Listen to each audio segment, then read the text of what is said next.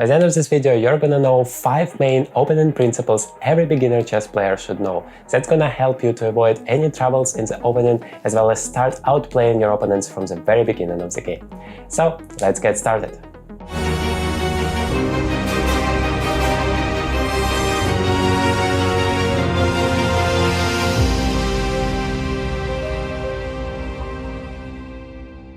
Hi guys, and welcome to the Journey to Grandmaster channel, and today I want to help you to deal with one of the biggest problems every chess player encounters in the chess game.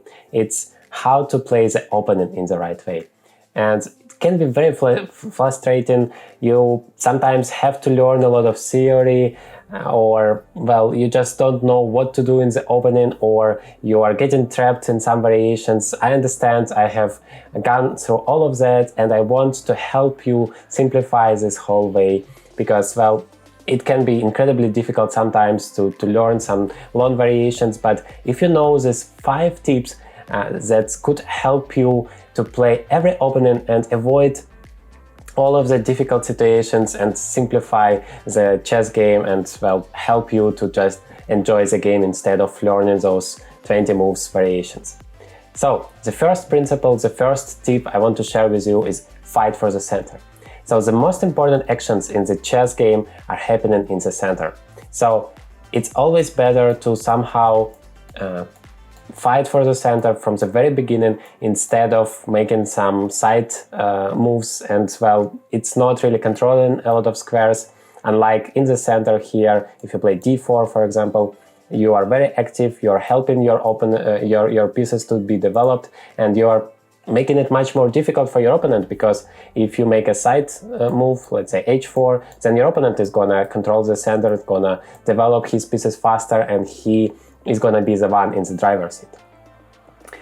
In terms of this center, like, you can choose whatever you want. I would personally recommend you to start with the d4 move, especially at the beginner or intermediate level, because it's much simpler in terms of not getting into trouble from the first move. If you play e4, you need to know a great number of theory here, what happens after d5, after c5, after e5, after knight f6, and a lot of other moves like c6 and d5 or e6 and d5. And in a lot of those openings, you need to know a lot of sharp lines, and if you make just one mistake, you're kind of losing the game on the spot. It might happen very easily. If you play d4 though, it's much more flexible. You can just, I don't know, play, learn some main lines, and almost never you're gonna get into trouble. So that's the first tip. Always try to fight for the center. The second tip is to develop your pieces as fast as possible. The thing is, if you are making too many moves with the same piece, let's say you're just making your knight somewhere like, I don't know, knight a5, and then black is developing another piece, and you're continuing to make a lot of moves with the same piece, then at some point your opponent is gonna have all of his pieces or her pieces developed, and you haven't developed anything, and so it's all of those pieces against your one piece, and you're always gonna lose. So the right way is to develop all of your pieces as fast as possible. Ideally, you should spend just one tempo on one piece.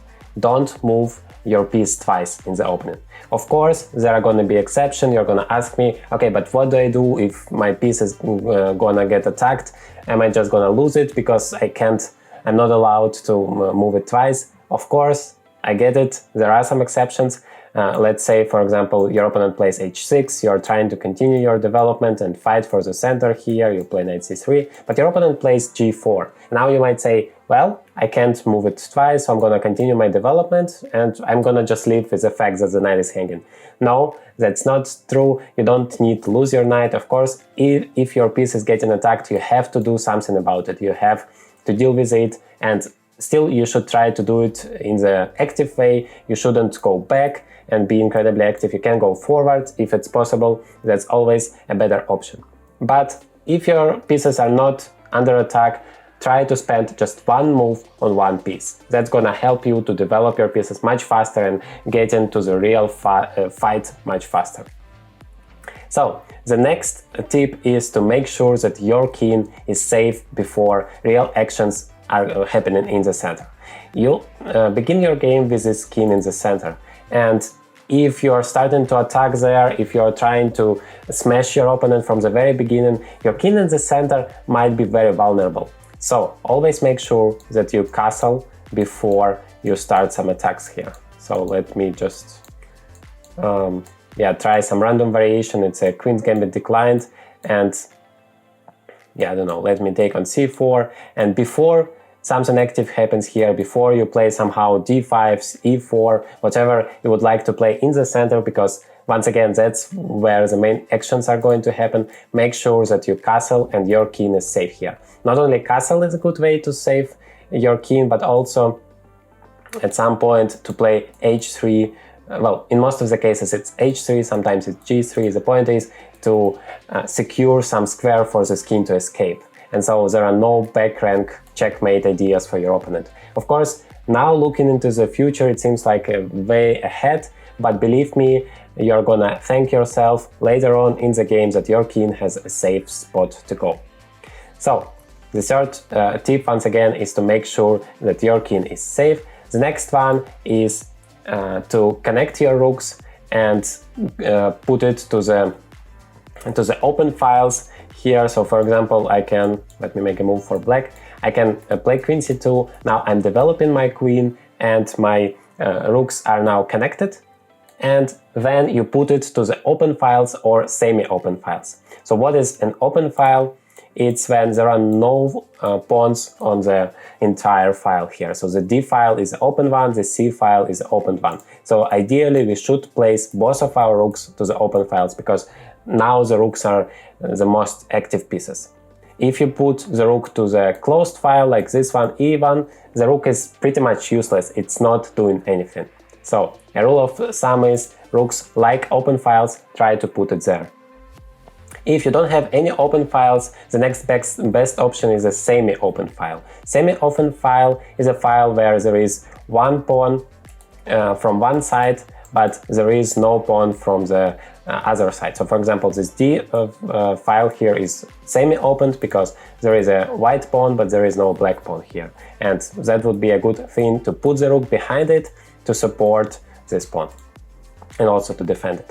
And finally, the fifth step, the fifth tip is to activate all of your pieces, because it happens so often, especially in the beginning of your journey in chess, that you're starting to develop your pieces, you're developing your knights, your bishops, and it seems great, and you start to attack your opponent, but you forget to develop all of your pieces. Or maybe you developed your two bishops and one knight, and you forgot about the other knight, and it's stopping your entire development and making it much more difficult for you. You start your attack, but then at some point you recognize that you don't have enough resources to continue the attack. So always remember to activate all of your pieces, not forgetting anything.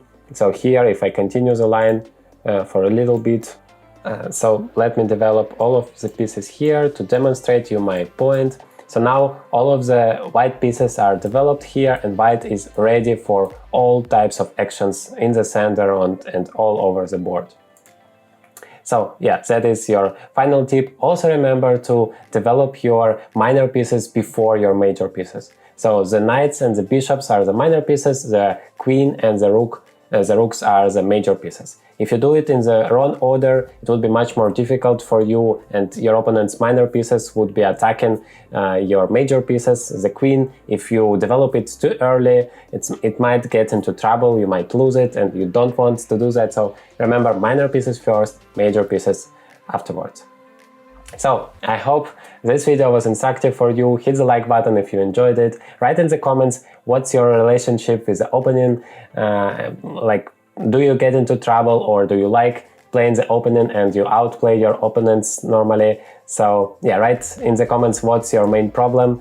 And if you enjoyed this video, feel free to subscribe to the channel, as I prepare a lot of educational and hopefully entertaining videos for you. I hope to see you again. Thank you very much for watching.